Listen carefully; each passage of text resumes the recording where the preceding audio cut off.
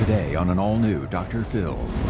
She grew up in what some call a cult. I experienced a sexual violation done in the name of God. Now, My father had 25 children. We were his secret in the basement. a former sect member speaks out. At age 19, I was married to the prophet of the FLDS people. This 85-year-old man who has 64 other wives. How does that make sense to a father to marry his daughter off to the crypt keeper? In a Dr. Phil exclusive, she faces off with her polygamous father. Rebecca says the children were beaten viciously by your first wife. I doubt that. You doubt that she was beaten bloody? Correct. Do you think that she is lying? This is Rebecca Musser. Beautiful, blonde, stylish, and confident. But this is how she used to look as a 19-year-old bride on the day of her wedding to an 85-year-old man. Rebecca was born into a polygamous FLDS sect. By 22, she was taught about mandatory heavenly sessions where virgins were forced to have sex with the prophet while his other wives watched. At 26, she escaped the cult by scaling a 10-foot wall in the middle of the night. But it wasn't long before she realized that her freedom wasn't free. And now she is fighting a battle with her own polygamous father, who actually officiated her wedding ceremony to the 85-year-old man.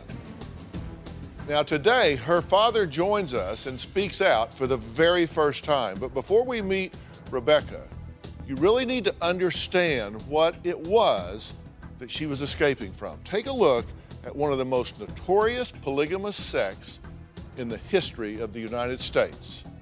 It was led by Mr. Rulon Jeffs.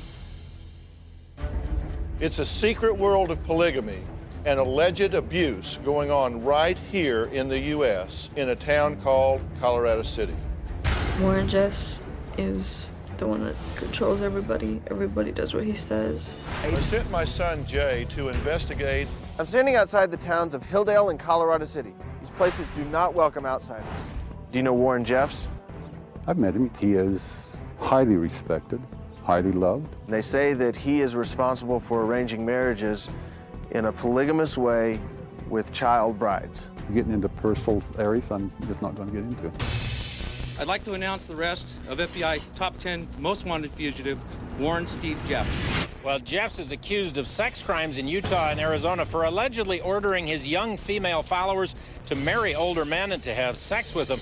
After trouble with the law in Utah and Arizona, Rulon Jeffs resettled part of the sect in Texas. We've been following the controversial story of 416 children who have been removed from an alleged cult led by Rulon Jeffs.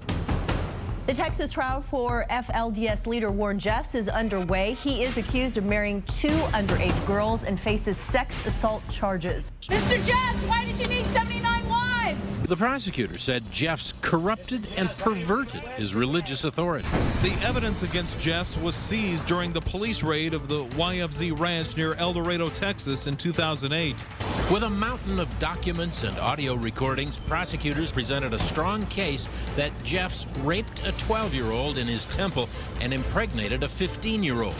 If the world knew what I was doing, Jeffs wrote, they would hang me from the highest tree. Rulon Jeffs will stay locked up for life. Life in prison plus 20 years.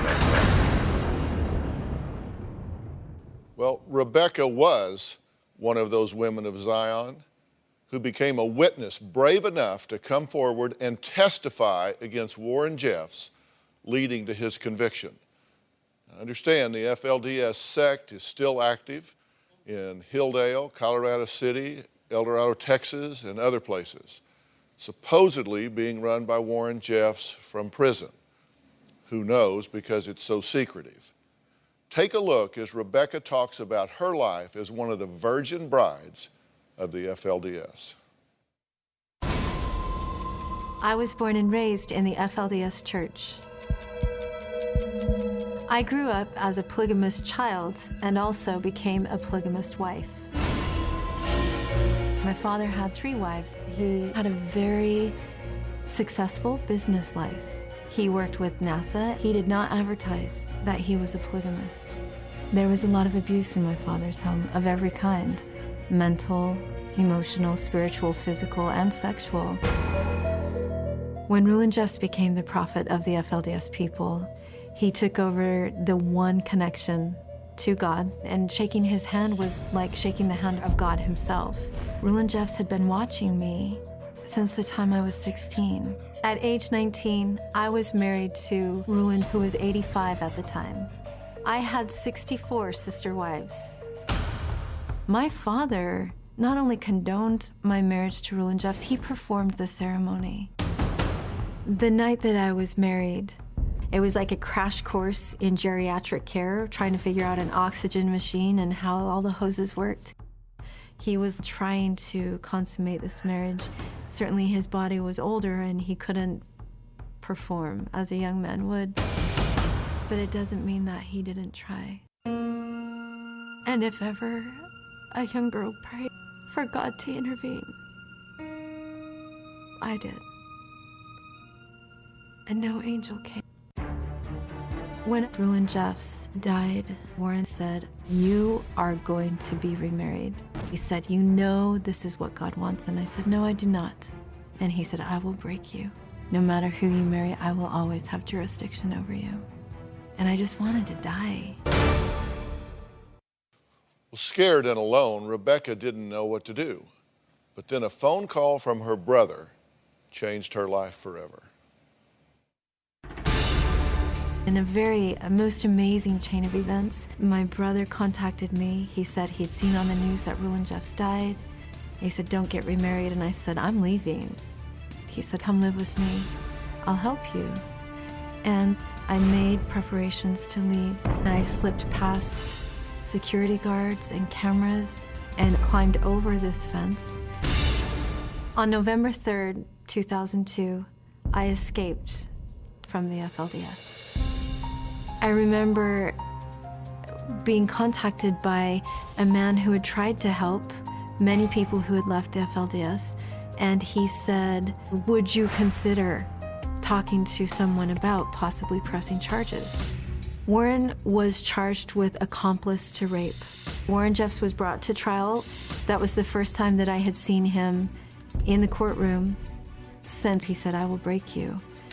I remember walking in the courtroom wearing red and looking over at Warren, and he looked directly at me, and I wanted him to know, and I did not cower. I looked him directly in the eye, and I just nodded my head, and he nodded his, and it was like, we meet again. So wearing red was very significant. It was for me, yes. Yeah. We were not allowed to wear red growing up, and so after I left, I wanted to send a message to Warren that I knew I wasn't broken. You testified 23 times, contributing to the conviction of 11 men, including Warren Jeffs. What pushed you over that wall finally? What made you climb that wall and run for it? In my life as Rulon Jeffs' wife, I experienced a level of violation from a man that was supposed to be God in mortality, and the incredible amounts of sexual violation that no God of any deity would sanction. And it was tremendously traumatizing for me. So when I was being forced to be remarried after Rulon Jeffs died, I'd had enough. That was the last straw for me. And I figured I might go to hell, but at least I chose it. I cannot stay and do what I'm being asked to do. You were never taught about sex or anything of that nature, and then you're married. For me to go from being schooled my whole life that it was shameful to be touched, then to have this man, this old man, trying to touch me in intimate ways, not only was it terrifying, but it was horrifying to have this man that could have been my grandfather doing this and being confused and wondering, what is going on? Isn't this bad? My parents never told me about this. And you know your father says that you were thrilled about this and that you're just saying now that you didn't want to do it. I think this is a really good example of part of what happens in a closed society, and especially in a society like this. There's a level of detachment between the parents and the children. My father had 25 children. My mother had 14 children. We were his secret in the basement. He did not advertise to the world that he had a second family, and he was gone a lot. And so my father, we did not interact, and I certainly did not feel safe to go to him with my problems. I knew very well what was expected of me as an FLDS girl, and when I did have conversations with him, he told me that my salvation would be made sure and that it was such a great blessing. All right, well, let's take a break. Next, we're going to find out why Rebecca's mother said she'd rather see her dead and why her own father is threatening to sue her.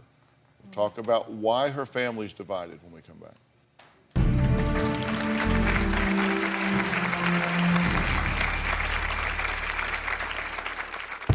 I was getting attack from my siblings, a few of them sending messages, how dare you not get our permission to write this book. My father threatened a defamation of character lawsuit. My mother said, I would rather see all of my 14 children laid in the grave than to see any one of you stand up against our prophet. Tomorrow on an all-new Dr. Phil. Everything she knows about her husband. Are you telling the truth or are you not? No, I'm not. Is a lie. My husband has been leading a secret life. When he finally comes clean. That's something she's never known. You're putting my life in jeopardy and our children's. Things get dangerous. We're lucky the police didn't come knock down our doors. Oh, this isn't over. Tomorrow.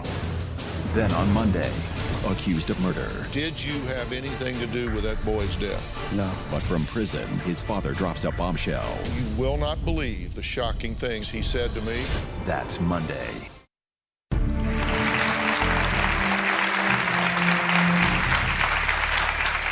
Six years ago, former FLDS bride Rebecca Musser put on a bright red blouse and defiantly walked into a Utah courtroom and testified against Rulon Jeffs, the self-proclaimed prophet of the polygamous sect of the fundamentalist Latter-day Saints.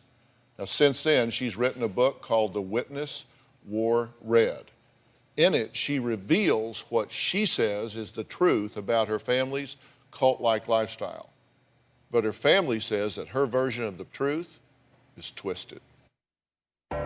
In 2005, my mother disappeared with my two baby sisters. Just like the Twilight Zone, I filed a missing persons report for my mother and my sisters. In 2006, when Warren was caught, my mother called me. She said, "Do you have charges against our prophet?" And I said, "Mom, I don't know who all has charges against him." And she said, "Well, honey, I just want you to know I would rather see all of my 14 children laid in the grave than to see any one of you stand up against our prophet." That was the last time I spoke to my mother. That speaks to the level of grooming and the mindset within this society that dictates the connection between a mother and her child. Once my family found out, I was surprised at the incredible amount of resistance. It's not ever intended to be an expose of my family. I chose to write my book because this is not the first time a cult group has manipulated people. I wrote my book for that girl who's been sexually violated. I wrote my book for that woman who's being beaten. We can't stop what we don't know is happening. After my father found out about my book, without even knowing what was in it, he threatened a defamation of character lawsuit. I was getting attack from my siblings, a few of them sending messages, how dare you not get our permission to write this book. They feel like I violated them all because I chose to speak. It's sad to me that my father, at his age, still denies the abuse. He still denies having any hand in what happened. I have broken the cult family rules, and I talked about things that we always understood should stay silent. So at the time, you are assigned to the prophet, Rulon, this 85-year-old man who has 64 other wives? I was his 19th wife, so at the time I married him, he had 18 wives. And he ultimately had how many? 65 total. Where are these other 18 women, and what happens between you and him? In a polygamous culture, the women are taught that it is their place, that there's never an end to the husband's kingdom. He will never stop getting wives. So they're taught what is expected of them when their husband gets another wife. So actually, Rulon Jeffs' wives welcomed me. Then they left me, and I was there alone with this man, and that's something not common either. And I had to pull him out of the chair, help him back, and he just told me what to do to help him undress, get him into bed, get the oxygen machine going. And then I didn't want to, I just wanted to leave, and he patted the bed next to him. And I knew what was expected of me to obey, so I went there and laid there just stiff, and he leaned over and he tried to undo my nightgown, except I didn't know anything about intimacy. So I sewed my own nightgown, and I just made it where it didn't open very far. And he, yeah. And so he tried to get his hand down there, and he just got frustrated and fumbled and jerked his hand out, and he grabbed me and he gave me this slobbery kiss, and he said, "A kiss is enough for tonight." And I remember laying there on the bed thinking, dear God, what else could there be? Did you ever consummate that marriage? Rulon Jeffs definitely. Your father very much wanted a third wife. Yes. But he had not been able to get one. Right.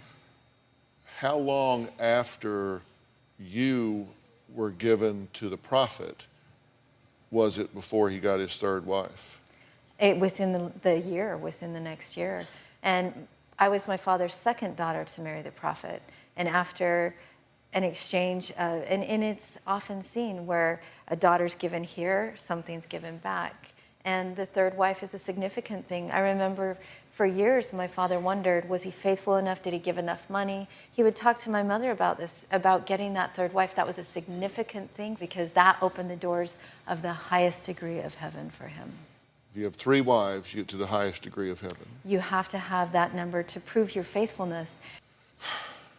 Up next, Rebecca's father, Lloyd, is going to join us. Now, do you want to be part of that? My father is here to tell me what I can remember, what I can say, what I can talk about. I have come to know that in cases of abuse, when abuse has happened, very rarely does the abuser admit to that. And there's nothing productive for me to be here with my father because I will not go back to that girl to be silent, to be in my corner and to recant what I've said. Oh, I don't want you to be silent. Respecting Rebecca's wishes, of course, I'm going to excuse her to the green room while I talk to her father about why he says her book is full of untruths. He's breaking his silence for the first time. We'll be right back.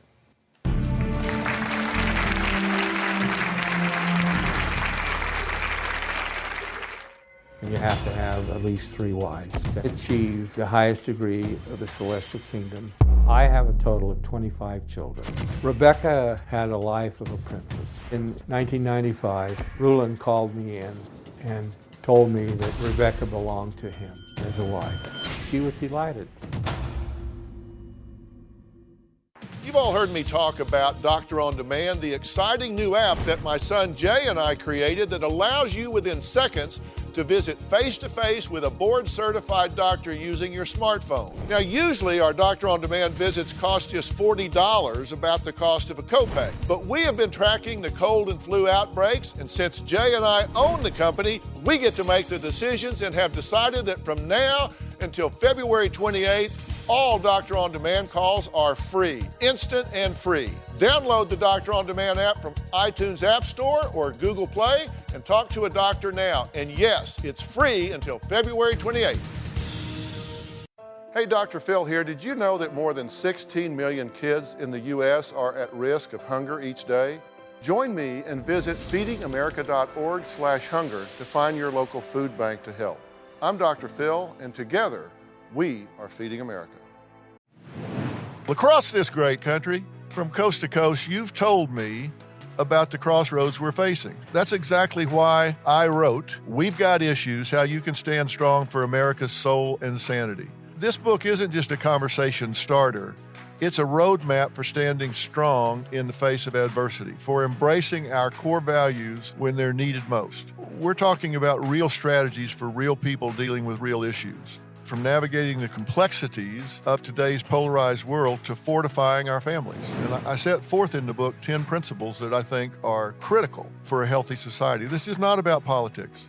I'm not a politician, don't want to be a politician, don't know enough about politics to talk about it. But I talk about every angle of life as we know it, from family and relationships to the burning issues that are shaping our world today. We've got issues, how you can stand strong for America's soul and sanity. And you'll find it anywhere books are sold. It's about time we start addressing what truly matters.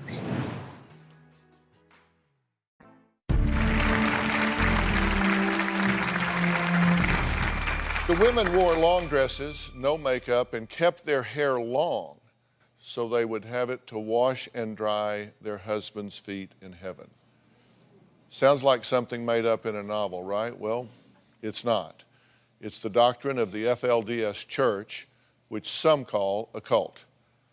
Rebecca Musser has been telling us some of everything that she discusses in her book, The Witness Wore Red.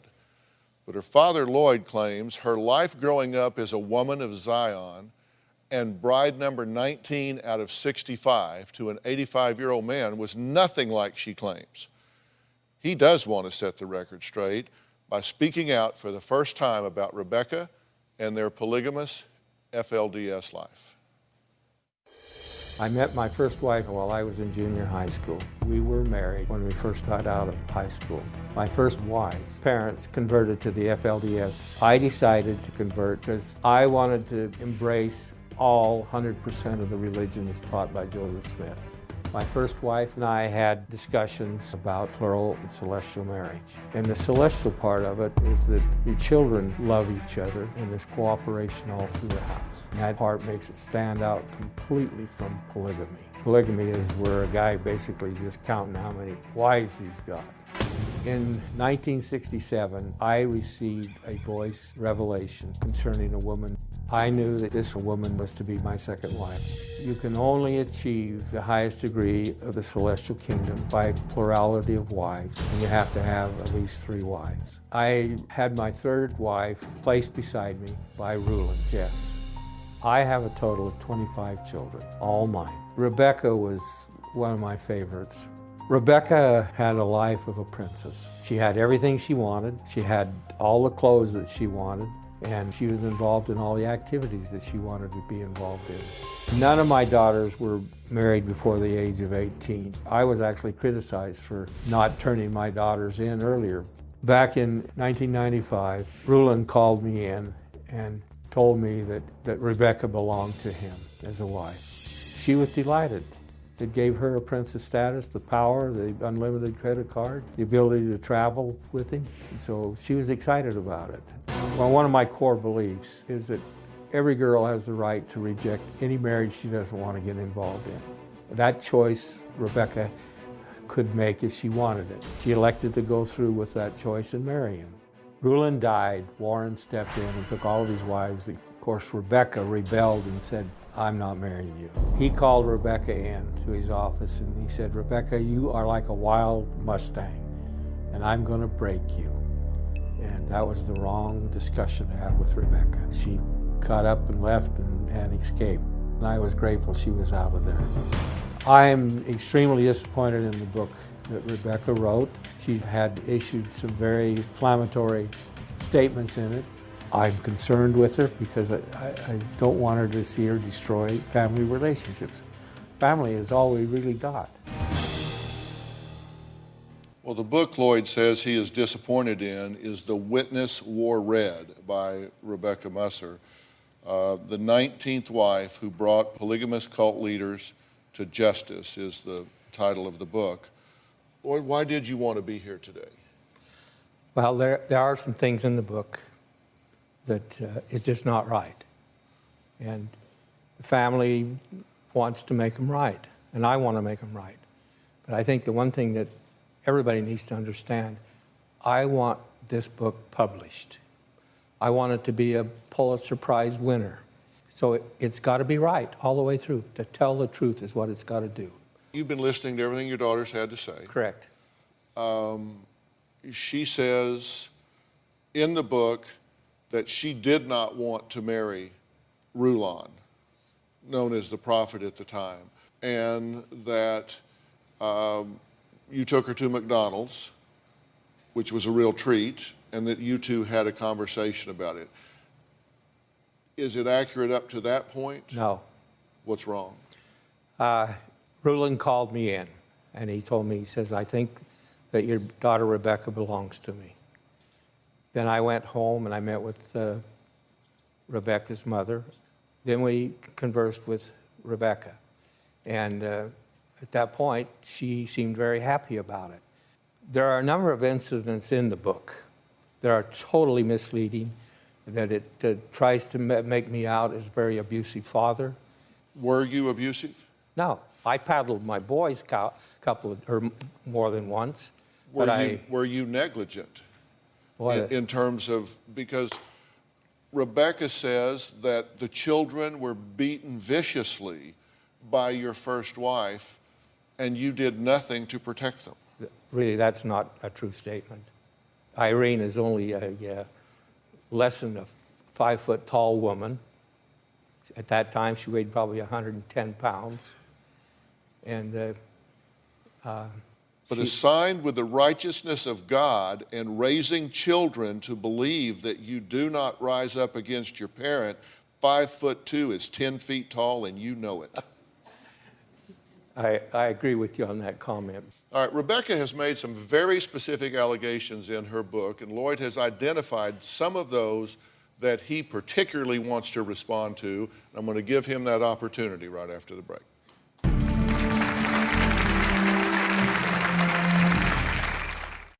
Closed captioning provided by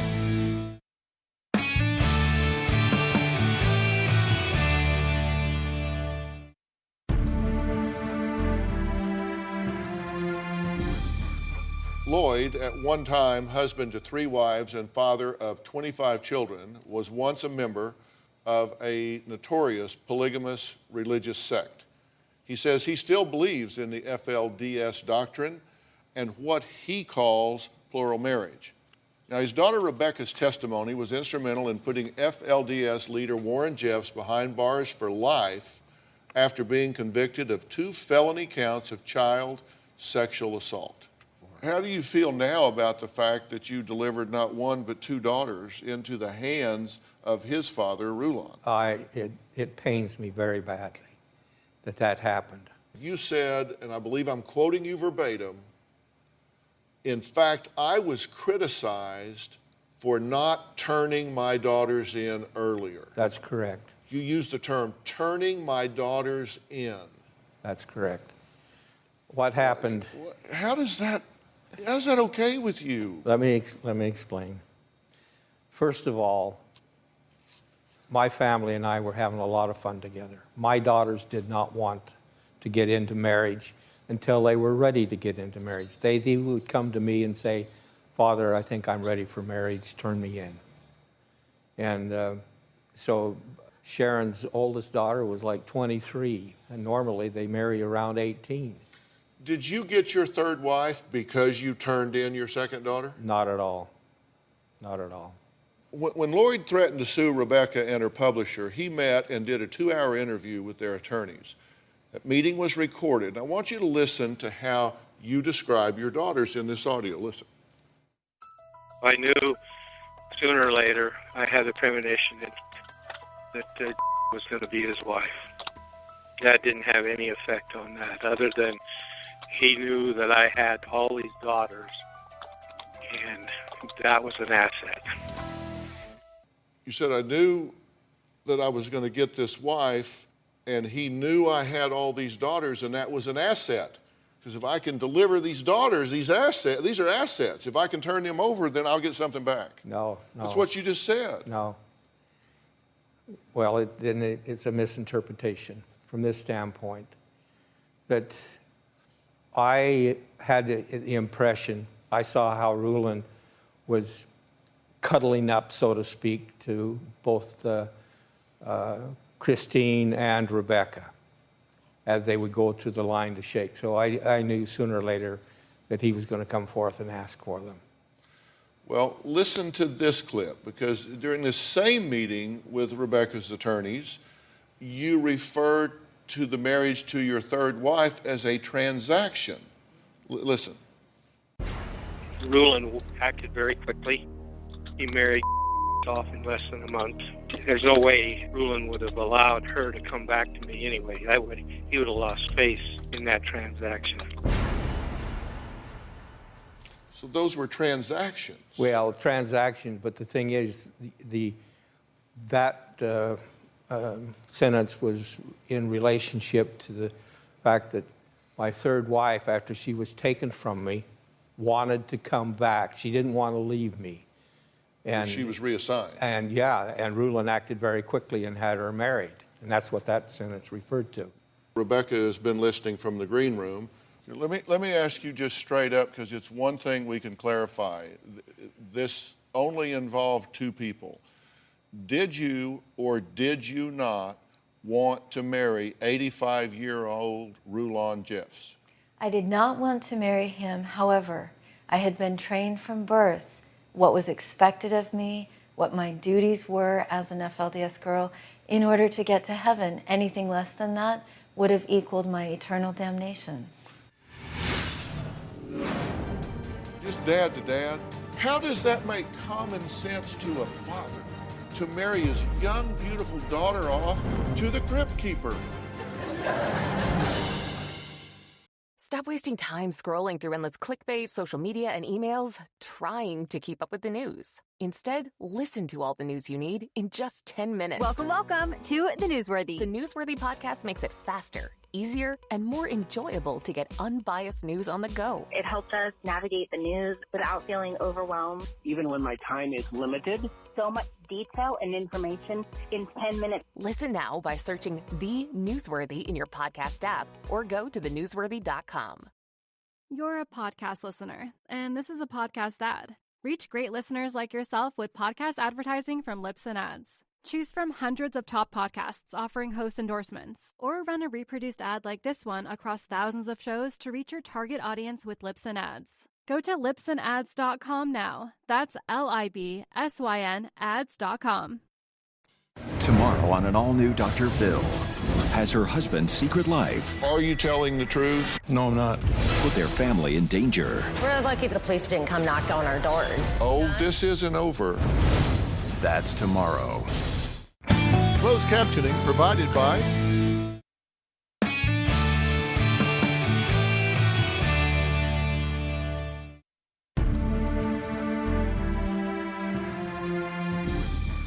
Well, I want to take a look here at some of the passages that you have identified to us so I can give you the opportunity and Rebecca may comment.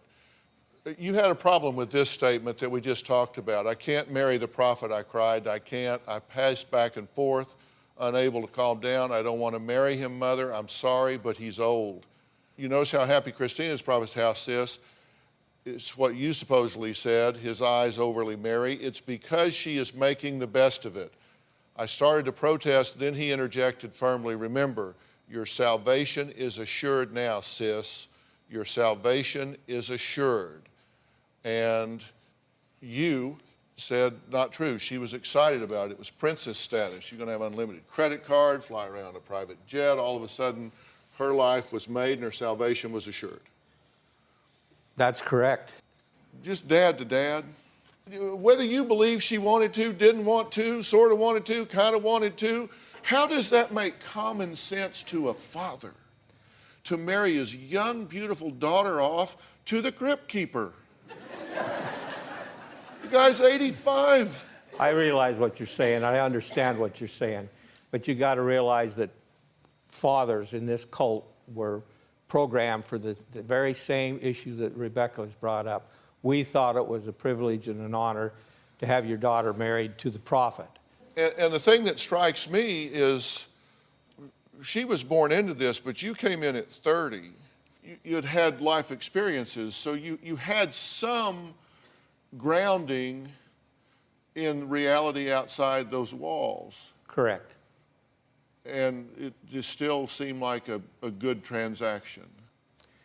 The thing being, when I transitioned from the LDS church and was converted to the FLDS part of it, I made a full commitment. I had to get rid of a lot of my thinking. Yeah. Any comment to me, Rebecca? I am a 37-year-old woman, a mother of 2 beautiful young children, and the length that I would go to give my children the skills, the perspective of the outside world, to keep them safe, to let them express their will, I would never give up any common sense. And I've only been in the outside world for 11 years. I just find that as a parent, to my father as a parent, atrocious. I just don't even understand it. Well, let's move on. The next one, he grabbed my wrists roughly, binding them easily with one of his hands, leaving the other to travel beneath my dress and tug on my underpants. I squirmed and twisted for what felt like an eternity, but could not escape his clutches. It goes on. She says in her book, she alleges in her book, that she was molested by her brother, your son, and beaten and called a whore for it by your wife. You had a response to that, which was, Mom has never dyed her hair. What a cheap shot to demonize your mother. Now, you say that because my stepmother looked down at me in surprise, her dyed black hair perfectly coiffed as usual with French twist in the back. Your response was, Mom has never dyed her hair. Okay, you want to put it in that perspective. But her mother never came to me. She never told her mother. And so I was not aware of any sexual abuse ever occurring in my family. I was really surprised. Do you believe her when she says this? Well, I have nothing to doubt it. It could have easily happened, but it was kept from me. And your wife never told you about it? No. She never told you she beat her bloody? I doubt that, but no, I was never told that. You doubt that she was beaten bloody? Correct. Rebecca, were you beaten bloody? I was beaten bloody many times, and that time especially. I still clearly see that. And again, for whatever reason, my father's not willing to acknowledge the reality. It's convenient. Why did you put another man's name on your daughter's birth certificate? Keep the authorities off our back. Because that would be a crime called bigamy.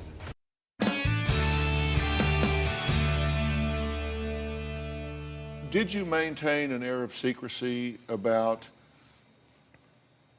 multiple wives and your whole life? Was there an air of secrecy about this by you and within the church?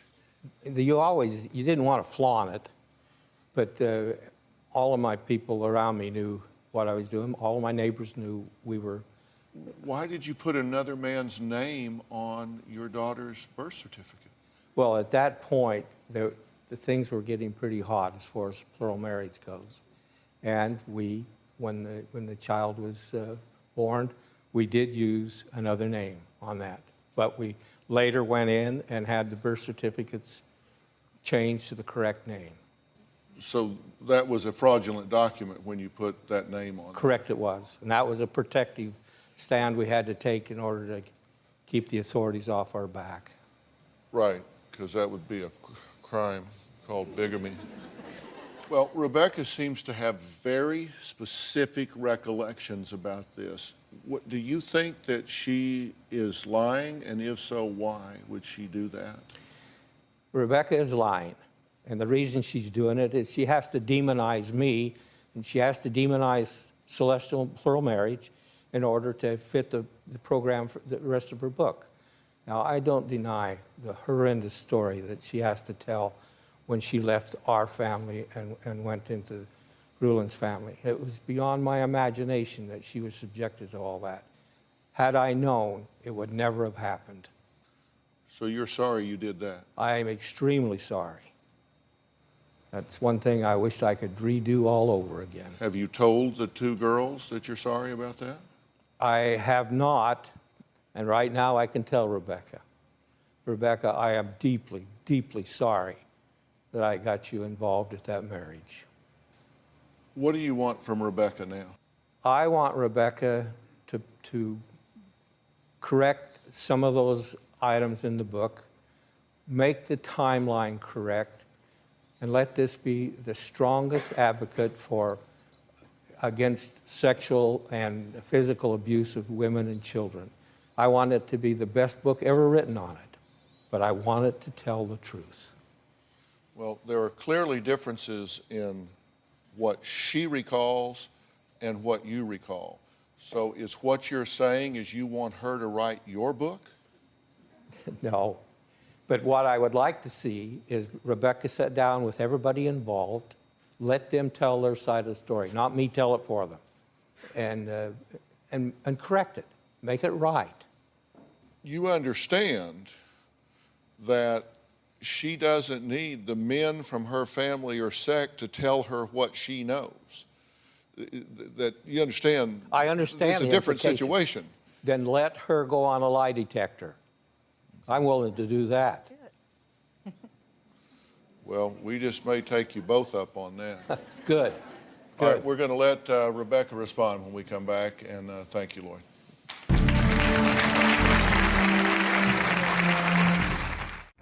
Closed captioning provided by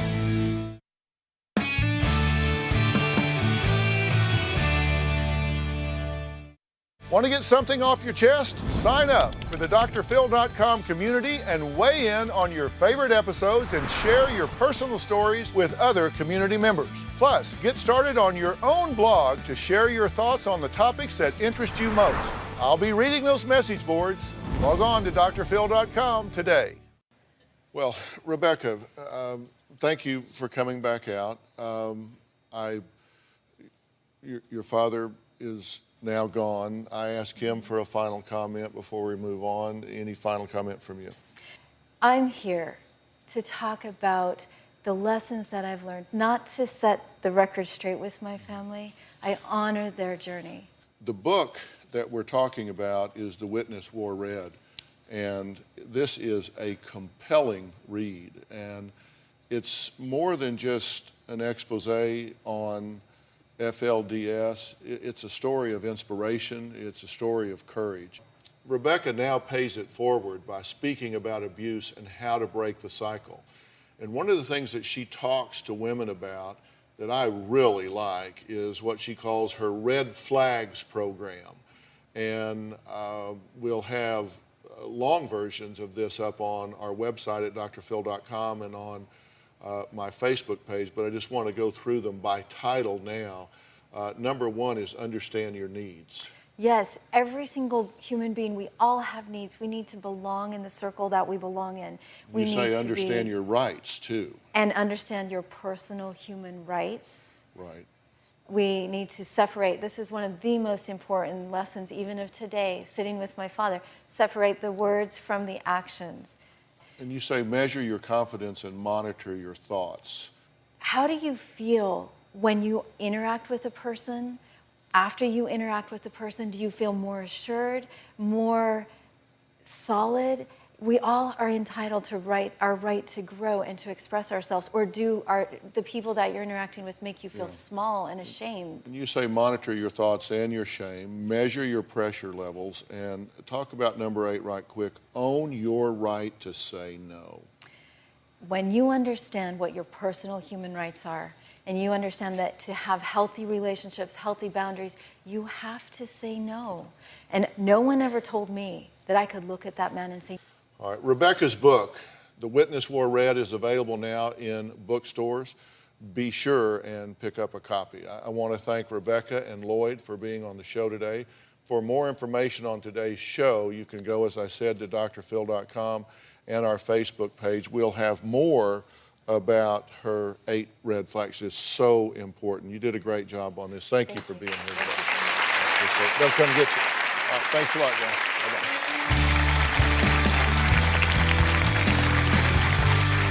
Josh.